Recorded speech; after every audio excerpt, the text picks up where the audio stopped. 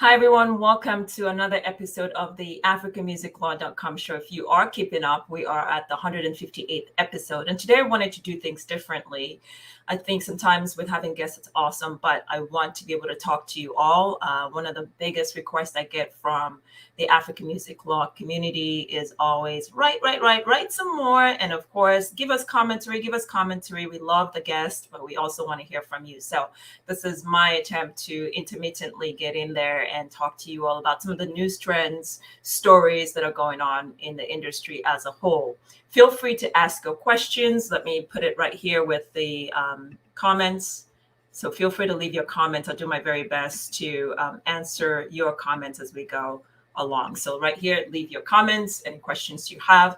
But before we get to that, let me tell you how to subscribe and what we are all about and how to subscribe. Number one, the African Music Law Show exists primarily to empower the African artists, whether they be on the continent or in the diaspora, just wherever they may be found. And there are different mediums of doing that. One of the primary ways we do that is through music business and entertainment law news, commentary, analysis, and then bringing guests on the show. And influence can be really direct to the artist, which we do that as well, or it could be indirectly through all of this industry folks on the back end that are able to come in and share insights on how they're making the strategies, the moves, things that are going on and not going. I'm really, really proud for where the brand is. Initially started really just as a hobby. My full-time job working as a lawyer here in California, fashion and entertainment law. And then just saying there is a space and a need to really, really educate our industry. And it just started as literally a hobby. And I've been making it a hobby all the way for almost a decade now. But this year we're trying to formalize things a little bit more because there continues to be a demand to do so. Which takes me to where the industry is and the drastic rise as we continue to see. Well, maybe not drastic because we've just been here for a minute working on this as industry stakeholders. So we'll get into that a little bit more with some of the news stories, commentary, and my perspectives and a lot of the things that I want to share. But before we do that, we've talked about what the brand is all about. Next thing is where to find us. So where you can find us specifically on AfricanMusicLaw.com, www.africanmusiclaw.com. For the podcast, any of your major streaming platforms, you can find the podcast. For the live stream show, you can find us on Facebook, YouTube, and Twitter's Periscope. That's where you find our live stream sessions that are going on. Again, feel free to join us, ask questions. This live stream is usually converted to the podcast version. So if you're not able to watch it right now, you certainly can listen to it later on at your convenience, whether you're cooking, driving, whatever the case may be. One of the highlights that I had a long time ago was when African Music Law listener sent me a video with him listening to the podcast episode while driving. That absolutely made my day. And so I always love hearing your comments, your videos, and different things when I hear from stakeholders about how they're using the podcast to train their staff.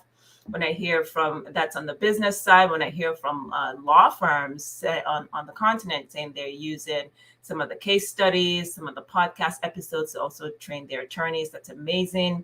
When I hear from other attorneys who say they send their young associates to go to the site as the first stop for a place to hear and learn about entertainment law, that again really warms my heart. It is meant to be an educational portal to really, really empower, elevate, and really push our talents globally and our executives and our lawyers, because we really need to be on par and know exactly how to handle a lot of the deal making, how to not only do the deal making, the transactional side, but when it comes to litigation as well, where, monies are owed to our talents or our professionals and there's nobody there to really stand up and speak for them. We want to have an army of trained lawyers who know how to do exactly that as well, and to try to make people do right by our artists, do right by the continent, do right by our creatives. That's what we're here for. And that's what the show is all about. Having said that, if you'd like to reach me, and to appear on the show as a guest, please feel free to email info@africanmusiclaw.com, info@africanmusiclaw.com. We've got a nice, amazing lineup of guests coming through, and I'm really, really excited about that. So, what are we going to be talking about today? I wanted to take on some important stories. Let's start first with, and today's a very casual, chill day. So, you see me straight chilling, absolutely. One of the stories I was just looking up overall, and I've been following for a while, is the Wizkid case. And let me put it here: the global rise of Wizkid and Tems, Essence, the music they dropped that has been rising and rising and rising and continues to rise. And I just wanted to talk just briefly about that, and then we'll go on to other things and some tips that you, as talent, as executives, as entertainment lawyers, should be paying attention to. So back in 2013, I think it was October of 2013, there was a story that was written on a different platform about how African music, Nigerian music more specific, will never go mainstream in America. That was a funny article to me, because I could see the landscape and I knew it was only a matter of time. So I retorted back with an article, reply article to that platform and that author, saying 13 reasons why Nigerian music would go mainstream. And I sort of outlined all the basic reasons why. And really, we're in 2021, and one of the top songs in the country, or the top song in the United States of America right now, is Essence Tems music, at least on the R&B Billboard charts. It was number one. So that goes to show what perseverance, consistency, and belief in self is. The African music industry, and let's talk more specifically about the Nigerian entertainment industry, is still relatively new. We're still building momentum. Notwithstanding that, look at what we've accomplished. The fact that, again, Essence by Wizkid and featuring Tems has been, or is, number one on the US Billboard charts. That is a big deal. So let's talk just a little bit about how that particular track continued to rise and it's gotten to where it is. And again, remember, you can leave your comments, and happy to read them while I'm on air here and read them live. So let's talk about how that has actually progressed to get to where it is. First of all, for those who may not be familiar with Wizkid, although I think most people are, but he's an artist who started off, he calls himself a studio rat, started off in Nigeria, Lagos, more so. His background is from an area called Surulere, and he talks about, Ojuelegba, sorry, and he talks about his upbringing there and how it's just, the challenge to rise to get to where he is right now. And then subsequently, being a studio rat, what happened is he caught the attention of a label called EME, Empire Mates. I think, why am I forgetting? Banky W's EME, basically. And the Banky W signed him on to a contract. That relationship lasted for as long as it could last. And then Wizkid went solo, formed his own label called Starboy Limited, or Standboy Entertainment Limited, and subsequently has been making very interesting moves in the industry. And what is really a standout is the consistency of music he puts out, the quality of the consistency of music he puts out, and how that has endeared him to fans all over the world and opened opportunities for him. This is not the first time that Wizkid is being noticed per se on a global level. If we remember, back in 2016, Drake dropped the song One Dance for his album at the time that he had released. And what ended up happening is One Dance featured, among other persons, Wizkid. That song went on all the way to number one and had so many great accomplishments and achievements globally. But the difference with that particular song and then a subsequent song, just I think 2019, with Beyonce's The Lion King, where Wizkid was a featured artist for Brown Skin Girl with Beyonce. So the difference is all of the other artists were the main artists and Wizkid was the featured artist. In this instance, Wizkid is now the main artist and he has the featured artist who is a fellow Nigerian. So that says a lot about the power of Afrobeats music, the power of African artists, that you can go from being that featured artist to now being the main artist and then dominating and entering into a space that ordinarily one has said, or people have said, can never happen, will never happen. So that track, Essence, not only in Rising, it first started off on the continent, then it went the trajectory of that track, then it went into the UK markets. The UK has always been ahead, I would say, when it comes to Afrobeats as compared to the US market. So with the UK market, made a lot of momentum, got a lot of radio airplay, among other things, and then finally made its way to the US market. So why are we seeing all this shift? What's going on that are really seeing, particularly the US market, that's usually very, very hard to break through? Why are we seeing such shift where you're seeing a breakthrough more so and really embracing of the African culture more so than everything, more so than ever before? Why? I think a big part of it is the strong African diaspora that we have here. A big part of it is technology and the ability of technology to really connect and interconnect us all over the world. I would say COVID also played a part in it, in my view, post-COVID, where people, lockdown, people are not going to events, etc. Everybody's online, and there are opportunities to now search where you're looking at playlists from the Spotify's to etc. for people to now try to find new music, open their minds and ears to something different. And I think that all of that with the collective work of the industry and stakeholders in really trying to position Africa's music industry has gotten us to where we are. So congratulations to Wizkid, congratulations to Tems, and just everyone that's been involved in that project. Of course, you now have a remix by Justin Bieber. Justin Bieber jumped on it. And then you've got other remixes that have come along. And with the Justin Bieber remix, that just opened Wizkid to a whole new audience, even more so than ever before. I think the best is yet to come. And certainly I want to hear your perspectives on it. So I've got Muhammad. Yeah, Muhammad, thank you so much. You've been very consistent with the watching.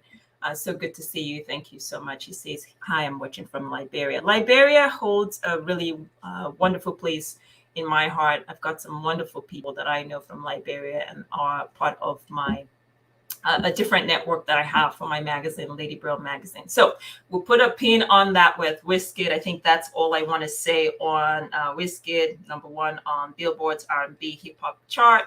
And I think I've covered everything I want to say about Wizkid. Of course, we know the song is being said to be the song of the summer.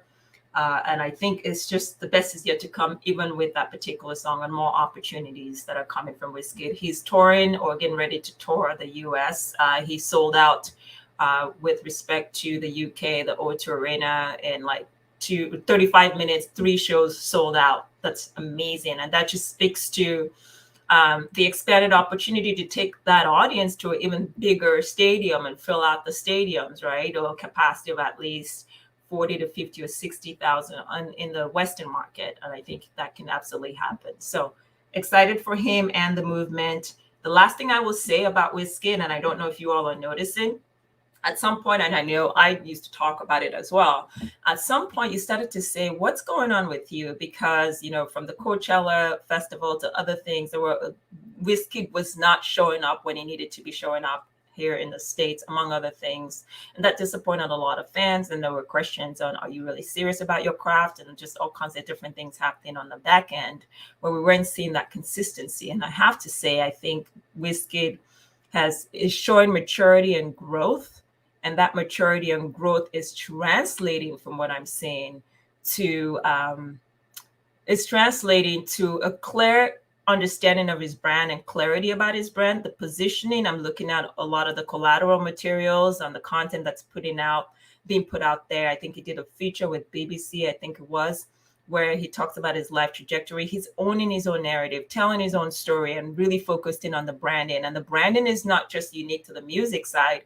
You're seeing him do the branding also on the fashion side, trying to position himself as a cultural fashion icon of some sort, and where people are interested in getting whatever it is associated with. I think this just opens up a lot more opportunities for merchandising, a lot more opportunities for other diverse streams of income. I think it can parlay into books and movies and other things, and that live entertainment income part, so that it's not just the music publishing and also the recording side of things that he's getting paid, which he's obviously getting paid pretty good on that, but there are opportunities to even push himself more and further than any that we have seen African acts as a whole go.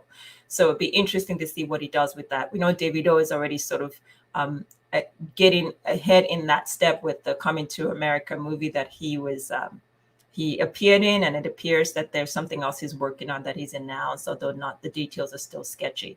So, all around good for us, all around good for the pipeline of new artists that are going to be coming through, and all around good for America's music industry, mainstream, to understand that, we're in a new era of diversity of voices, diversity of perspectives, and there's just a very, very rich palette of music that shouldn't be restricted to just here's the sound we want to hear. And if you're African, it has to be world music. So really, really excited about what the future holds there. All right, so let's move to the next thing that I want to talk about, which is Drake amplifying his new album through amplifying all the featured artists in their respective countries, and specifically Certified Lover Boy album just dropped for Drake. I haven't listened to it yet, but what was interesting to me was his marketing and promotions tactic, right? So historically, again, it speaks to how far we've come as an industry. I know a lot of stakeholders that are going to listen to this or watch this can understand where I'm coming from.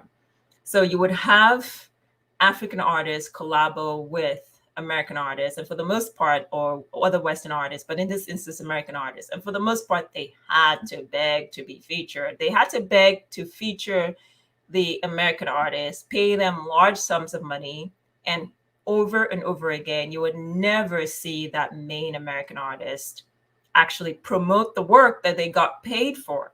Usually they don't, but what it gave to the African artists was bragging rights to go back to their people and their fans on the continent and say, hey, I just partnered or collaborated with a big name American artist. But really, the reach didn't go anywhere. The reach was still on the continent, and you didn't have access of breaking into the markets when it came to, let me see right here. Oh, I didn't put this on, so you guys know what we're talking about. So Drake's amplifying a featured artist in CLB, and I have a more, okay, there we go with Mohammed. Okay, so we are talking about Drake amplifying a featured artist on CLB, and I just, on his new album, Certified Lover Boy album, and I was saying, if you're just joining us, that I've not seen it just yet, but what caught my attention is the marketing and promotions that Drake is doing. And just quickly again, historically, you have a main artist, Nigerian or African main artist, decides to have a popular celebrity American artist feature on a song or even in the entire album. But what you would consistently have is that African main artist would pay a huge lump sum of money to the featured American artist, and at no point will that featured artist ever promote or do anything to really propel the song forward, because their attitude was, well, I'm just doing you a favor. And for the African artist, their attitude was, he or she is doing me a favor. So they didn't ask and didn't sort out the terms of that agreement. Literally, sometimes no writing whatsoever. It's just pay the lump sum. You send me your part of the song, I'll drop it and mix, master it, etc., and put it out there. And so there was no true synergy or respect for the craft on both sides. And as a result, you never had the real thing that should have been happening on the marketing and promotion side, which is the main artist, the African main artist, getting access and opening up to a whole new market of the featured celebrity American artist. However, things are changing. Things are changing so drastically. And I think that's what the Drake album really emphasizes to me. And also Drake's different marketing promotional strategy.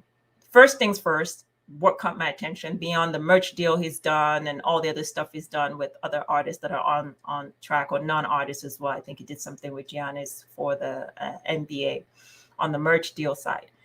But what's interesting is, very fascinating, you have Drake decide that he's going to amplify the voice or the voices of the featured artists on his album.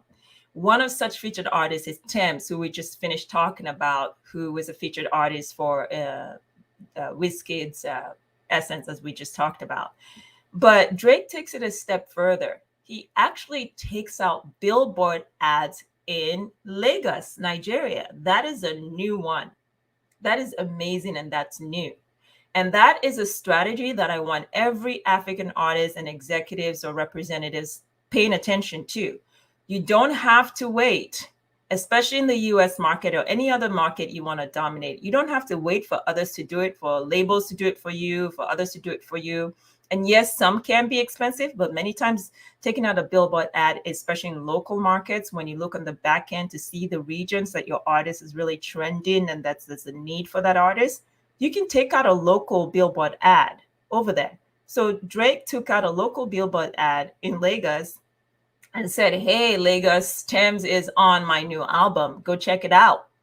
Who wouldn't want to check it out by virtue of this famous Canadian, popular artist, globally recognized, coming to my local area and saying that my local artist, right? So my Nigerian artist, fellow Nigerian, and an artist that we all love, right, is actually featured on the album, and he is in my neck of the woods. Very, very big deal. I want to see all of you guys adopt that strategy when it comes to marketing and promotions. On the flip side, in the US market, when you look at your data analytics, when you look specifically about who's doing what, how they're doing what, and which city your artist is trending in, where there's a demand for their services, I want you to go and figure out how much it's going to cost to put up a billboard in Houston, the big markets for Nigeria, for example, or LA or New York, and then put those billboards ads up.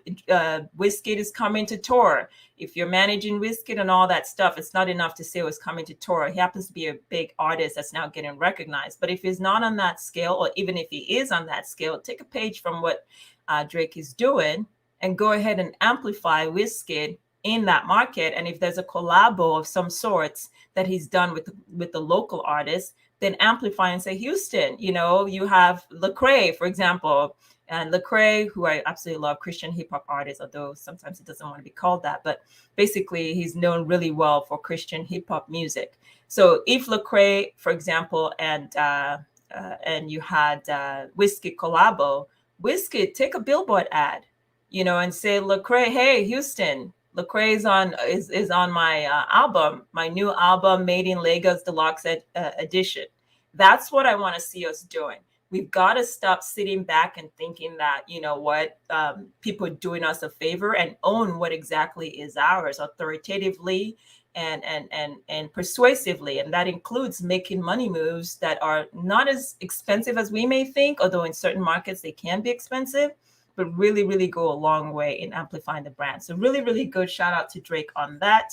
Let me see what else. Feel free again to leave your comments as you're watching, and thank you for spending time with me. And of course, if you're listening as well, feel free to do that as well. All right. So the other thing that I want to talk about is I'm going to shift gears now and talk about specifically the film industry. So if you've been following my brand as a whole, my personal brands and my business brands, so Lady Bro Magazine and also even African Music Law, you know that the reason I even came to the African space is because of film.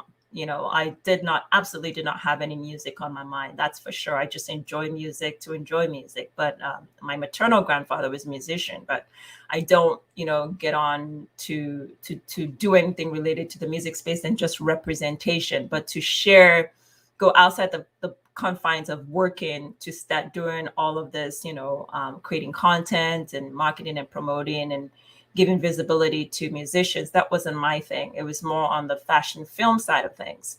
And so one of the things I've gotten from those loyal fans of my discussions on film have been, you basically abandoned us. You don't really talk about film that much anymore. So this is for you. I'm starting to definitely step it up and getting back to it. Not just doing it as a lawyer, but now sharing it in the context of the publishing side of things. So let's talk about Netflix in Africa and the moves that Netflix has been making. Again, if you're just joining us, feel free to leave your comments and it's going to appear. I can read it right here live. Leave your comments in the comment section and we may read it live. So thank you again for joining us. So let's talk about Netflix in Africa. That's been a very, very interesting thing to observe over the years. In case most people are not aware, Nollywood, depending on the stats or what's read, Nollywood is the second largest producing industry in the world, and some would say third largest producing industry in the world in terms of output, right? Nollywood, it's Hollywood, Bollywood, and then Nollywood, or sometimes they say Hollywood, um, Nollywood, and Bollywood. Either way, the point is Nollywood has been on the map for a long time and continues to be on the map for a long time now. There have been, as we know, a transformation for a long time with streaming of content and streamers in the space. Just like you've had a lot of the Western global global major companies in Africa, specifically from the Warners, the Sonys, etc., and a lot of them now getting in that space and setting up actual shop. You're seeing a similar shift on the filmmaking side of things. Notably, has to be Netflix in that space. And what's been interesting is Netflix strategy to say we're not necessarily interested in coming and sort of translating American movies or American content or Western content into African content and then saying Africans just go ahead and watch that. No, that's not what we're trying to do. What we are trying to do is to tell African stories and have local African content providers tell their own stories and produce their own stories. So there are two strategies, two tracks that we're walking. The first track is we're going to commission original works from local content creators, filmmakers to create this original works. And then the alternative, if we're not going to do that, then, or in addition to that, then we're also going to license out some of the classic Nollywood movies or classic African movies and bring them onto Netflix. It's been an interesting thing to observe. So we've seen so many things coming up. I think Swallow by Kunle Afolayan, Kemi Adetiba's King of Boys 2. Ebony Live TV has a different structure and a deal with some of the, I think, the studios, and then also has a relationship with Netflix and having the streaming platform also. I think Castle and Castle, one of the latest legal drama series that she has, is also part of that acquisition or content provision that's been made with Netflix. So it's been very interesting to watch. And right now, some notes that I made is that Netflix is now available in all 54 countries on the continent. And what comes to mind for me is thinking about the folks like Iroko TV, and then also thinking about other local African streamers and how they're going to pan out as we continue to see a lot of this content acquisition and a lot of this domination with subscribers. I think Netflix is anticipating having at least 2.1 or about 2.6 million subscribers at the end of this year. And then supposedly that number will go up within the next 4 or 5 years, according to some research out there that's been put out there, I think by Digital TV Research out of London. So interesting to see what that means for our local content, our local streamers, and if they're even able to play in that space. It's been a minute I've seen some of Jason Njoku's writings on Iroko TV. I know they were doing some expansions into the UK market, but it would be interesting to see whether they can still stay competitive or any of the African local streamers can stay competitive. And I would love to hear your thoughts on what you think about this whole content acquisition and also Netflix presence on the continent. Let me know. I want to hear it. Leave it in the comment section. Happy to read it on. And if you have questions you want to ask, feel free to do so too. All right, so I'm going to transition to the next topic I want to talk about. This is sort of unexpected. I'd seen the allegation by a lot of blogs and websites that Paul Okoye, formerly with the band P Square, and his wife had filed for a divorce. But I really didn't pay too much attention to it, only from the standpoint that it was, to me, alleged per se, and there wasn't any real confirmation, even though there were court documents that were shown, or it appeared court documents. But from their camp, Paul Okoye's camp, it appeared or alleged that he wasn't necessarily answering or agreeing that those documentations were actually quote unquote legit. And there were some news outlets that were questioning that. The only thing that I can say, I don't do family law matters. I do have guests on that come in and speak on family law related matters. So that's not necessarily my purview from a legal standpoint to sort of give legal commentary on that. But what I will say is from the musician standpoint, creative standpoint, and the work-life balance, the struggle and balance, I will say that it's interesting to me that I think it's hard. First of all, we all know relationships are hard, whether you're married or not. And if you're married, I can only imagine it's a lot tougher. And then you have kids in the picture as well. And then you add the real life of being a musician and what that entails, like the travel, the crazy schedule, et cetera, et cetera. Notwithstanding that, to me, there's a different psychological issue going on there, my perspective. And for me, it's hard when you have twin brothers who have the worst bitter fight ever, have a falling out, still not reconciling by all accounts and all means and everything we've seen, that somehow would translate to peace and happiness in the home, especially when compounded with all these other factors that seem to pull you as a talent away from family and friends and always busy touring, creating, promoting, just keeping things going. So for me, one of the fundamental things that needs to happen is still a reconciliation with Paul and Peter, because their relationship, beyond just being twins, was super, super, super tight. And a big part of the allegation of why they split always somehow came back to putting their wives in the middle of it all. So taking the wives apart and going back to fundamentally just healing that wound, if that's not healed, I think it's going to be a very, very hard time on not just marriage relationships, other relationships, because the trust is fundamentally broken, trust in other people. And if you can't trust, your own twin, and that relationship is as damaged as it is, to me, it would seem very hard that translates to a trust relationship with anyone else outside of that kind of very, very strong bond. So, just wishing them the best. Hopefully they're able as a couple to resolve their issues. And if they're not, hopefully they co-parent well and, work things out in the interest of their children.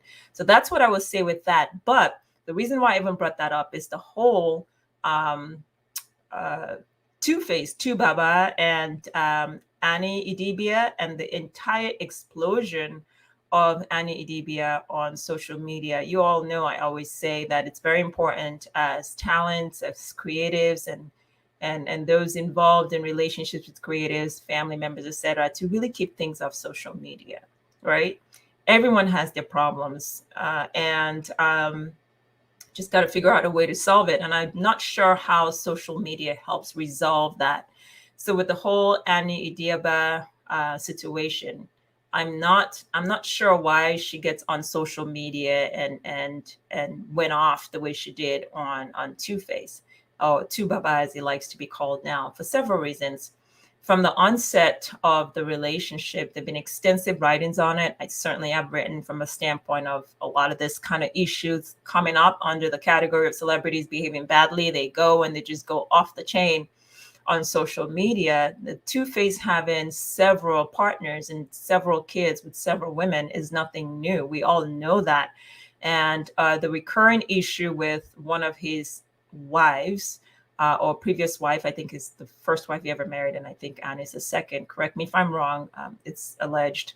But that's been pre-existing prior to the relationship of marriage and post-marriage. That's been pre-existing. So even if there are indeed further aggravations in that relationship, I just see no reason why there should be such explosion on the internet. It's been going on. She was very well aware of it prior to getting into it.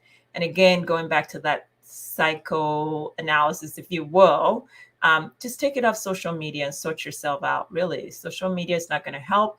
And at the end of the day, you're going to go back to that talent or that talent who's your husband, and you both have to deal with it and their ramifications because you've got children. So again, I'm not sure why she went that off the chain on it. And it seems like just anyway.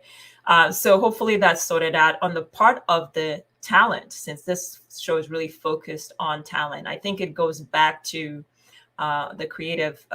It goes back to really, it's a challenge, but it goes back to really trying to organize your life and not get distracted with all kinds of things you may face along the way, because the repercussions tend to be this intense and crazy. We've seen it with Davido and all the baby mama dramas. We've seen it with countless artists over time. And psychologically, it's draining. It affects the craft. It affects everything else, So it's not, well, people might say leave and let's leave. That's true. But if we have this recurring issues all the time, it doesn't help you leave and let's leave. So it's very important that you stay disciplined, you stay focused, you practice self-discipline, because again, when children come into the mix, that's a lifetime of just stress, really.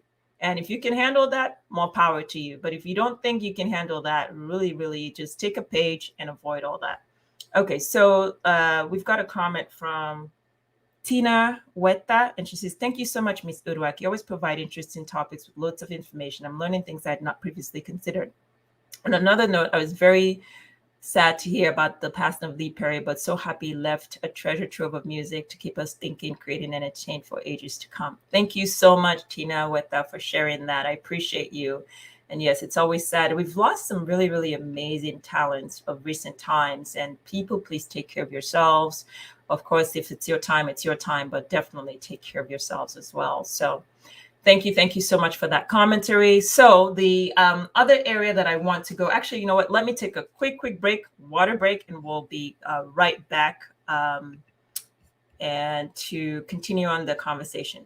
So give me a quick minute. Let's get this branding going. I hope you guys like the music that I had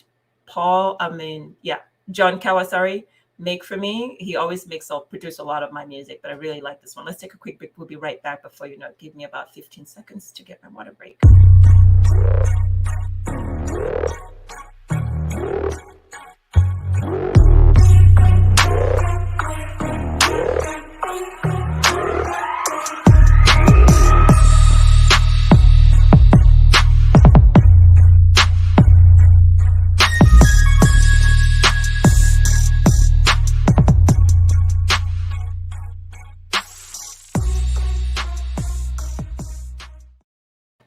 Okay, that was a good water break, and thank you so much for staying with me. I'm enjoying myself. I'm getting ready to wrap it up. Oh my God, I can't believe time just went by so fast. So the other thing I want to talk about, if I can pull it up real fast, is something that you all might not be considering, but certainly important to pay attention to this. So Mdundo, Kenya's Mdundo, just inked a partnership deal with South Africa's MTN. So several things here.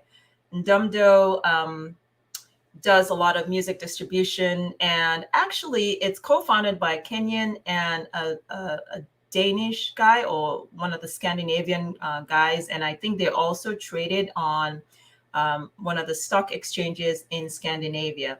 So, but they've really focused and are big on African content, Kenyan content, etc.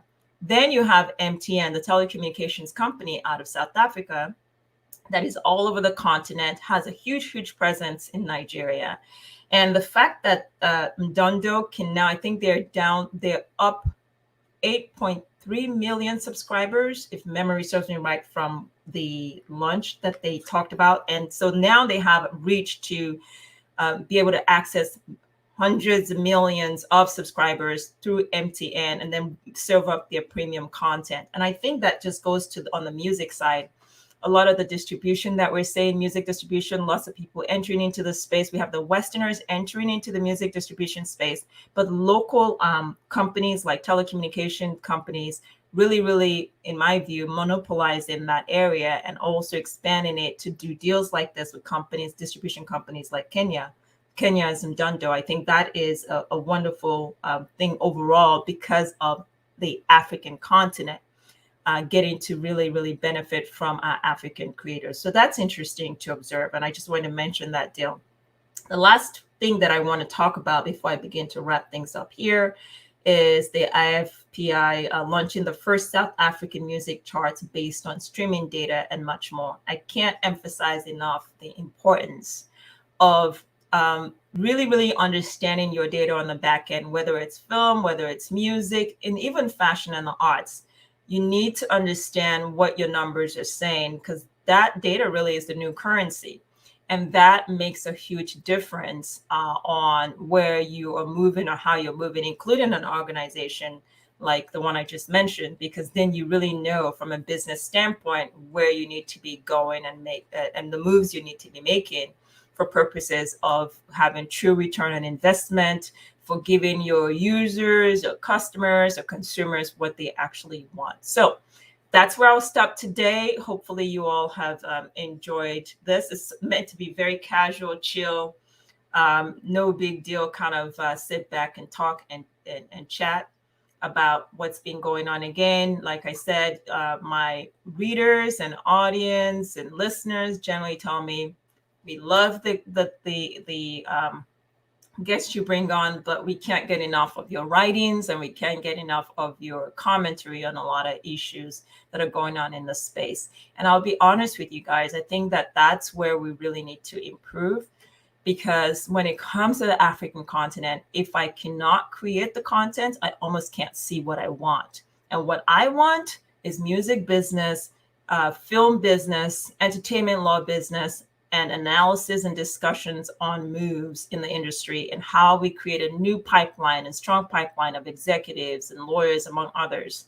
And I don't see it out there. So guess what? I've been creating it and I'll continue to create it. Because for the most part, if I'm seeing any news stories relating to the continent, it's so hidden. Nobody is transparent about what's going on. Now that you have a lot of the executives getting into deals with a few of the Westerners, because of how they work, are creating that transparency a little bit. But for the most part, we're not working with each other. We're not communicating with each other. And some of us are entering bad deals, on the continent side, entering bad deals and don't know best practices in the industry, how to improve the quality of content and quality of deals we're making and knowledge as a whole. So I think those are areas that we need to and should be improving on. And it's good to see that we're slowly but surely getting there. But certainly this platform is a big part of ensuring that that continues. And we've been doing it for 10 years now. Yeah, 10 years. Yeah. And look forward to doing it even more. So thank you all for being with me. I hope you enjoyed this particular episode.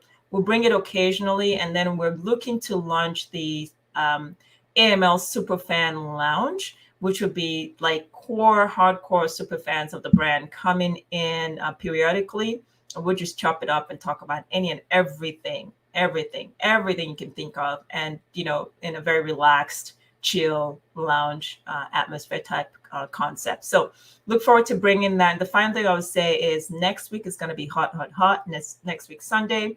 We're back to the interviews, and I'm so delighted about who's coming on in terms of my guests. I won't reveal just yet, but certainly look forward to it. And you see all the marketing and promotions for that starting next week. Have a great, awesome rest of the day, and I will catch you all in the next episode. Thank you for watching. Subscribe, reach out at info@africanmusiclaw.com if you want to be a guest, and I'll see you in the next episode. Cheers. Bye-bye.